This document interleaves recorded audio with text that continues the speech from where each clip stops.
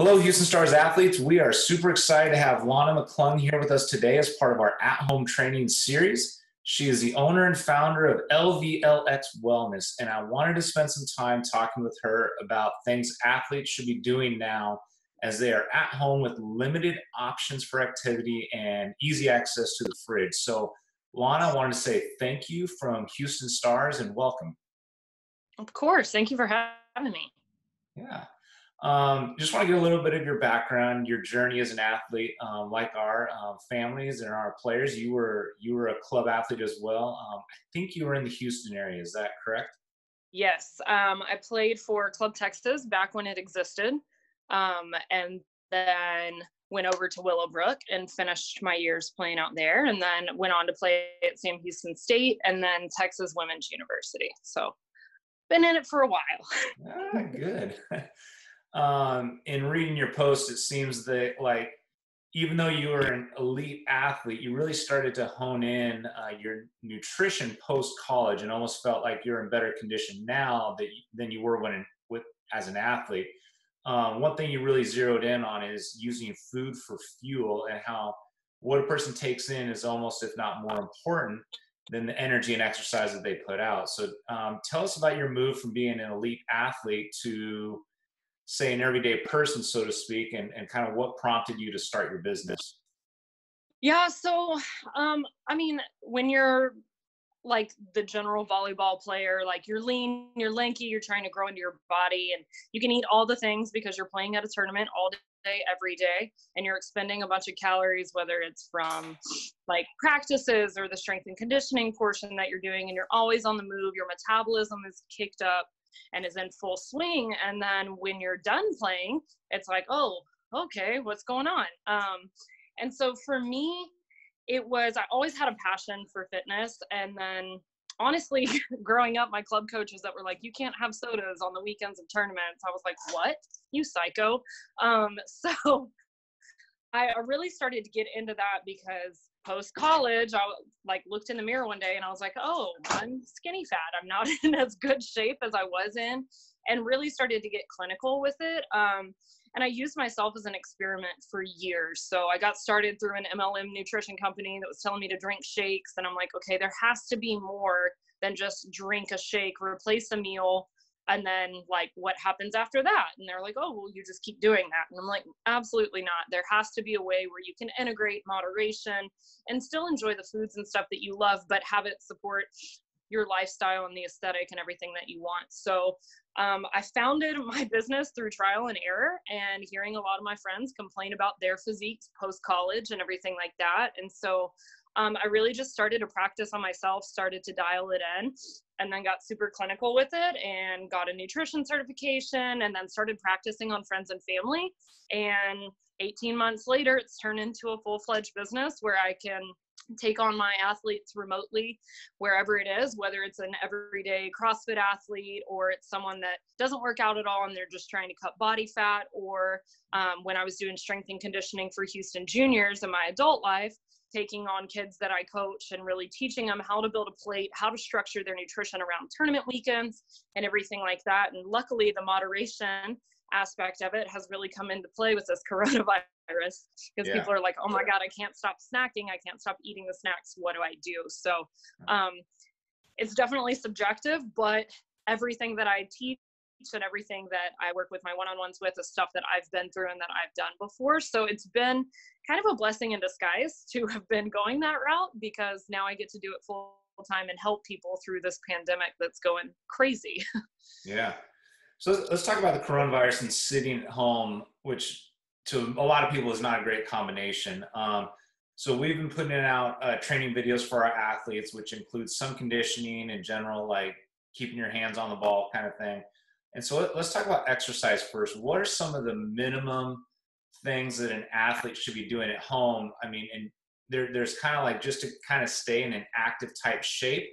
But then also, I think there's going to be here's some things you should do if you want, when you're ready to be ready when you get back in the gym. So at some point this could break.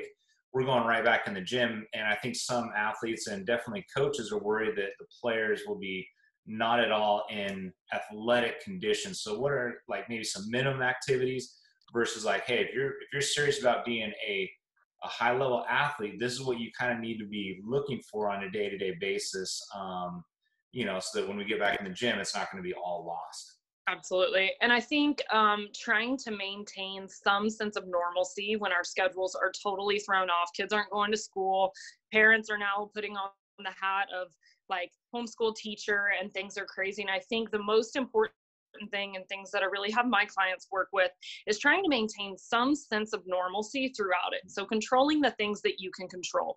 You can get 20 minutes of movement in a day on the bare minimum, and like you can build your plate mindfully. You can eat 85% of the time, eat good quality meals, because whether you're handcuffing yourself to a treadmill and trying to run like 5, 6, 7 miles a day, if you are just sitting on the couch with a gallon of ice cream and a bucket of snacks, like you can't out train your fork. So controlling the little things that you can every day, I would say at minimum 20 minutes of movement a day. And that can look totally different. It could look like body weight. Maybe you find a circuit online, because the internet is not short of at-home workouts right now.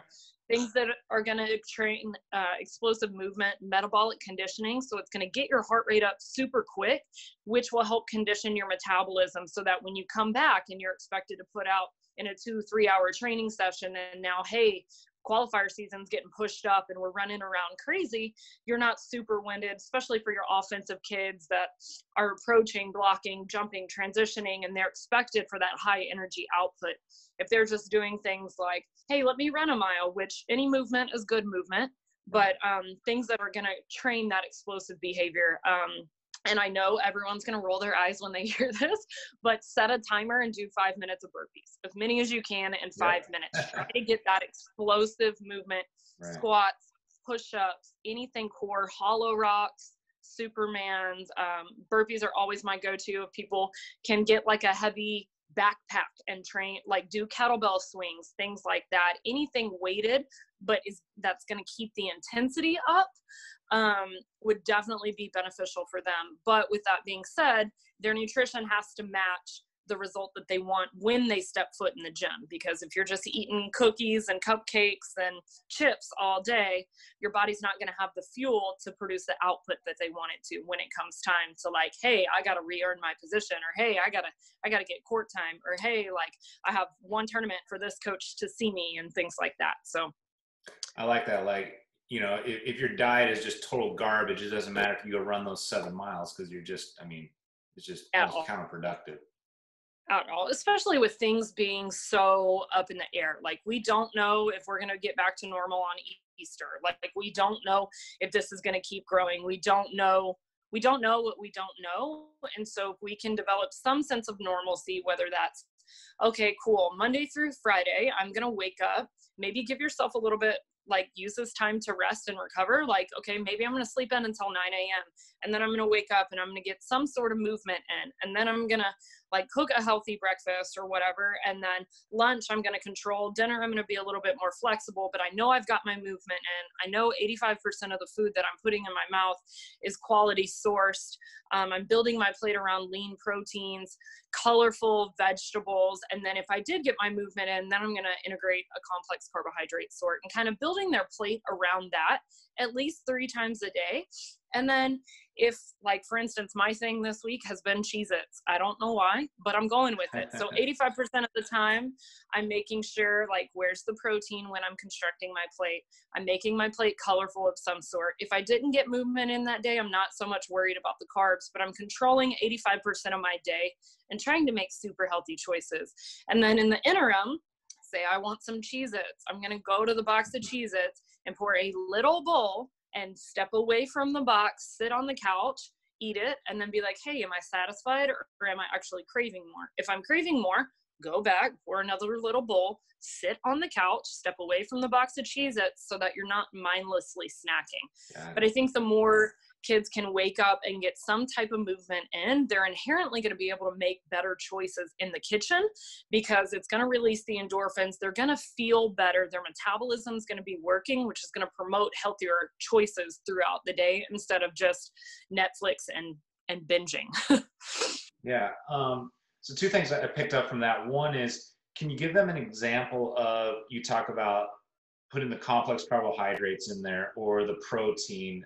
Give some examples for our, our male and female athletes. What are some examples of those proteins or those carbohydrates? What's maybe one or two things they can look for that builds a healthy plate? I think everybody knows what that 15% unhealthy is for them. Yeah. But what is the healthy, the 85%, and what are the portions and kind of the one or two specifics they can look for that are good? Yeah. So I have an infographic that I screenshot from a nutrition company that I follow on Instagram. They post great content. So I'll shoot that over to you when we get off of the call, just for a physical reference. But how male and females, how I have them build their plates.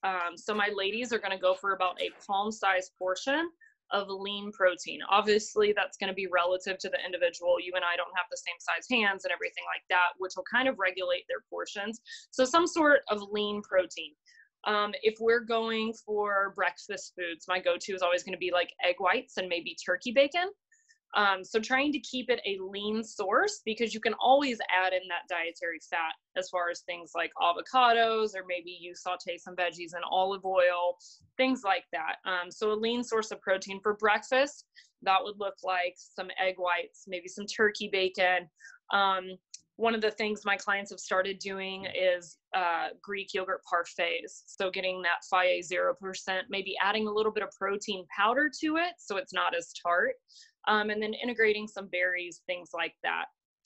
Lunch would look like, and a lot of my clients have kind of come into this issue because they are not sure when the grocery store is going to run out of meat or if it's going to be restocked. So we kind of have gone like, okay, in a perfect scenario, your lunch may look like a palm-sized portion of chicken breast, and then we're going to make it colorful, add in some dietary fat. If you're training that day, say you're going to hit an afternoon workout, maybe some sweet potatoes, or a cupped palm-sized portion of rice for my female athletes. Guys, you would double it, so it would be 2 cupped. And structuring it that way. Post-workout, you would have like a fast absorbing type of protein powder and a simple source of carbohydrates. So something like a piece of fruit or coconut water or something that's going to get into that bloodstream quick to help replenish those muscle fibers. And then dinner ideally would look like another lean cut of meat, whether that's like tilapia, salmon, shrimp, whatever. I don't really eat seafood that much. So my go-to, I make a joke, I can cook chicken like 7,000 ways. Yeah. So some sort of lean meats, ground turkey for burgers, things like that. Again, that palm-sized portion. As many raw veggies, make it as colorful as you want. And then if you are training either that next morning or you train that afternoon, integrating another complex source of carbohydrates. So something like a sweet potato, rice, quinoa, couscous, things like that. If for some reason you aren't training that day, you didn't have the chance to get your workout in, maybe schoolwork got doubled or you had extra online assignments or what have you, nix the carbs because your body doesn't need those to burn for energy and to help you recover, and go for a little bit more added fat. So fats being like avocado or coconut or olive oils or a grass-fed butter source, anything like that to kind of structure. And then the 15% of the time, obviously, you're going to have those snacky foods. Don't tell yourself that you can't have them, because the second you allow yourself to have them, you're going to gorge on them and it's not going to be a good look for you. So my ladies, it would be a palm-sized portion of protein. Guys, it would be 2. As far as fats are concerned, it would be a thumb size for my ladies. Guys would be 2. And then carbohydrates, if you're training that day, would be a cup size, palm size portion. And then my guys would be 2, would be kind of how I would structure each meal. And then I have that graphic where it'll actually give you a visual representation of that. I also have a suggested grocery guide that I give my one-on-one clients that I can shoot it over to you. It's got like a protein bank, a carbohydrate bank, and a fat bank, where you just pick 2 or 3, whatever the grocery store has, and then structure it like that for a week or so. And then if you want to switch it up, pick a different 2 or 3, or maybe it looks like you're just eating whatever's available as far as the grocery store is concerned. Okay. And talk just for a minute about like some of the pitfalls. And I talked to you about a story of some of when I coached in college, some of the athletes, like going from training so many hours a day, and then workouts and conditioning and then practice. And they were doing that every single day. And then suddenly after their senior year, season's over, they lose all that burning of calories, but they don't change anything in their diet. And it really impacts them negatively. And I think even in just a couple of weeks, it doesn't take long. And I think if you maintain high level of calories intake, but suddenly all that calories burn just goes away, kind of the impact of that. If you could speak to that a little bit. Yeah. And that's one of the things I think, diet culture has made us so hyper focused on, like, calories in, calories out. Like, if I want to lose weight, I'm going to eat less calories. The most important thing for your athletes is going to be to make sure you're fueling yourself to support your training. Whether you're like, even if you're not working out, that doesn't mean don't eat. Your body still needs fuel to maintain its level of intensity, its muscle mass, its digestion, everything like that. But I think we're kind of that transition from, like, because I've seen it in so many of my friends, like, okay, you're done playing. It was the last point. Right. Like, you're done, your career's over. And then you look up and you haven't changed anything in the kitchen. And you're like, dude, I'm like a sloth. Like, what do I do? Yeah. I think basically what I do with my clients is I figure out, based off of their height, their weight, their age, their activity level, how many hours a week they're training, what type of training they're doing, what result they're wanting from it. I figure out their maintenance calories. So how many calories they need to be eating to maintain where they are physically. If their goal is to cut body fat, or maybe they want to lean out just a little bit, I would put them in a caloric deficit. So that's something that's going to be subjective, obviously, off of the individual and off of their goals and where they are right now. But I think your metabolism, your body is smart. So obviously, the more you're training, the more your metabolism is going to be kicking, the more you're going to be burning. You're honestly going to be experiencing a little bit more cravings. Like, I know for me on tournament weekends, I was like, dude, where's the Mexican food? Like, but that's what I wanted, because at a tournament, playing 5-6 matches a day, along with warm-ups and along with everything, your body is going and it needs fuel. But in a forced slowdown like we're experiencing now, where you can't get in the gym and practice, train with your team, or when you do train, you know that intensity is not going to be there because you don't have Leon yelling at you. It's going to look a little bit different, but your body and your metabolism is going to kind of self-regulate. So for me personally, my training has been switched up. It hasn't been as long. Maybe it hasn't been as heavy as far as like resistance and weights and stuff like that. Your body is going to self-regulate, and it's going to take a little bit of time, maybe like a week or so, but probably athletes now are experiencing that, where your body's actually going to stop craving foods as much. You're inherently not going to be as hungry, but I think the only way to pay attention to that is to kind of eat and assess. So one of the things that I've had my clients do is, all right, cool, you're locked out of your gym. You can't get in and train like you normally do. You're not training 7 hours a week. And now you have access to your kitchen 24/7, and you're watching Netflix and you're doing this. And so one of the things I've had them do is set a timer every 3 hours, like wake up. Obviously, you'll do the assessment, set a timer, 3 hours later, do the assessment. And so it's just kind of like taking a personal inventory. Like, am I hungry right now? If the answer is yes, cool. Go in the kitchen, make yourself, build a plate, 85% quality source food, set a timer for 3 hours later. And maybe you ask yourself, okay, am I hungry now? Maybe the answer is no. And it's like, okay, cool. Am I going to need to eat within the next hour? Am I going to be hungry within the next hour? If the answer is yes, then cool, you have an hour to plan out what you're going to eat, to make smart choices, because we all know when we go from like full to hangry, bad things start to happen. Right, and we're like, I'm going to eat whatever I can get. And so every 3 hours, maybe the answer is going to be no, maybe the answer is going to be yes, I'm starving. Learning how to kind of pay attention to those hunger cues and how your body is changing. Because for me personally, if I know like, all right, cool, I'm going into the gym, I'm going to train at 8 a.m., I know that I either need to eat a full breakfast around 6:30, whether I'm hungry or not, to support my training, or I'm going to eat a snacky type thing about 45 minutes before. Then I know post-workout, I'm going to have my post-workout nutrition, and then an hour and a half later, I'm going to eat. So that's 3 feedings inherently just around one workout.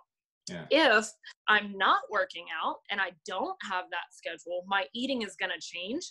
But I think the main thing is going to be pay attention to how much you're training and really trying to listen to your body's cues that it's giving you, as far as like, hey, I'm hungry now, feed me, or hey, you got about an hour before I go into that hanger mode, or hey, no, I'm not hungry, I'm gonna go outside instead of sit in front of the TV, because I know if I sit in front of the TV, I'm gonna want to snack on stuff when my body isn't really asking for it. So I think being able to recognize the shifts in the schedule and the shifts in what your life looks like you're not at school, so you're not in athletics, you're not having to go to practice and making sure that you have food in your system right before you train. Things are different. You're at home, you're a little bit more sedentary, and you're being forced to hold yourself accountable on your own. So because of that heightened accountability, it's the same thing in the kitchen as far as making sure your body is fueled. And I think the main thing is just mindlessly snacking. Just because there's a box of Cheez-Its and some funfetti pancakes on the shelf doesn't mean that I have to eat it right now. It's going to be there tomorrow. It's going to be there in a week, and so trying to pay attention to those cravings. And am I eating because I'm hungry? Am I eating because I'm bored? Am I eating because I'm sad I can't go hang out with my friends? So I know that's the most complicated answer, but no, that's good. So what about so the other thing I think about is like keeping up with some kind of a routine, just not sleeping until noon, every day, or just letting life happen around them, or just basically, sitting still for 2 weeks, how important is a routine? And, it doesn't mean we're waking up at 6 a.m. every day, but, how important is some kind of a routine to maintaining, healthy lifestyle, healthy, activity levels and whatnot? Yeah, I think it's super important because, as humans, we're creatures of habit. Monday through Friday, we can do the same stuff over and over, which is why we celebrate the weekends so much. We get in a routine and we just kind of autopilot and put our heads down and work. And so I think with everything being so up in the air right now, and us not knowing maybe what our next meal is going to look like, maybe when we can hit the grocery store next, maybe when we're going back to school, when practices are going to resume and stuff like that. I think the only way for us to remain disciplined as athletes, whether we're a parent of an athlete or the athlete itself, or we're an everyday athlete, I think it's super important for us to control what we can control. Because we crave that control, we crave that connection, we crave that routine. So when things are, I make a joke with my clients all the time. I'm like, cool, you wake up, you have your breakfast, you change in from your sleeping pajamas to your afternoon pajamas, and then you go about your day. So it may look different every day. I know for me, Mondays and Wednesdays are inherently way more busy than my Tuesdays and Thursdays. So I try to kind of recognize that and ebb and flow with it. But I think having a general time frame to wake up, maybe it's 8 one morning, maybe it's 9 the next, but somewhere in that, if you can create a routine, that's going to help reinforce that sense of control. It's going to keep you from feeling less crazy, less cabin fever, but it's going to reinforce a sense of normalcy. So having a routine, waking up, having your breakfast, brushing your teeth, washing your face, hopefully taking a shower or whatever for the day, getting ready for the day, and putting, maybe it's from your sleep pajamas on to your school pajamas on, or whatever that looks like. And then showing up. Number one, that's going to help reinforce, like, okay, I'm getting ready for the day. It's going to help with that energy output. It's going to help with that productivity, which I think being on house arrest or quarantine or social distancing or whatever you want to call it, it starts to mess with us mentally, because we start to feel lazy. We start to feel like there's not a point in us doing anything. And I think the more that we can show up for ourselves and wake up and like, okay, cool, now it's go time. I'm ready for the day. Whether that means put some dry shampoo in your hair or actually put some deodorant on, whatever that is, and kind of develop a to-do list. Like maybe there's 3 big things you have to get done for the day. Cool. Write them down. Know what you're doing for the day. If you get them done at noon, then you have the rest of the day to do whatever you want. If you get them done at 10 o'clock, then okay, maybe you're going to be working a little bit more throughout the day. But I think being task oriented, maybe it's, okay, 3 meals, I'm going to like cook on point, 85% quality source. I'm going to get some type of training in today, and then I'm going to knock out whatever school work assignments that I have for the day. Those are my 3 big things I'm going to get done. When I get those done, I'm free to do whatever I want. So I think finding the balance between feeling like you're on vacation, but establishing some sense of normalcy is really going to help the kids that are expected to come back, that are expected to be high caliber, that are expected to produce in their jobs or at school or on the court and everything like that. But just saying, oh, I'll figure it out as I go, you're probably not going to figure it out. And in a month, you're going to hate yourself. Especially when they get back in the gym and have to go through one of Kale's workouts. So absolutely. Yeah, intense. She's crazy. Oh, I'll tell her you said that, but she'll probably watch the video. So. Oh yeah. Hey Kale, you're crazy. Awesome. So any other last thoughts? Anything we missed? Just general for the athletes, or things from your playing days. I would think don't stress out about it. I mean, we're all kind of what's going on. But I think this is a forced slowdown, and God knows why it's happening right now, but it is. And so I think recognizing that and not stressing out about it, but being productive with it. So this is a forced time to be by yourself. It's a forced time to maybe you haven't been sleeping as well at the beginning of the year, and now you can control that you're going to get 8 hours of sleep.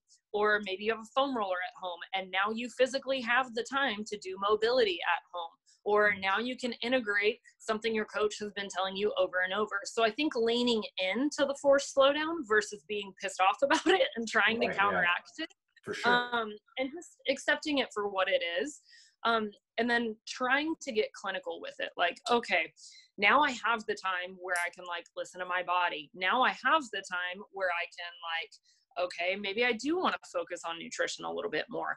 Having the time for the things that we tend to neglect when we're super busy is something that's only going to work out to our advantage in the long run. I know that if I go out back and I have a suitcase filled with a bunch of stuff and I'm going to hit deadlifts and my back is super tight, which is where I'm at right now. But I know now I have extra 30 minutes in the day to put a lacrosse ball in my muscles and kind of work that out. I know that I have a time maybe I can get out and go for a walk instead of just sit on the couch all day.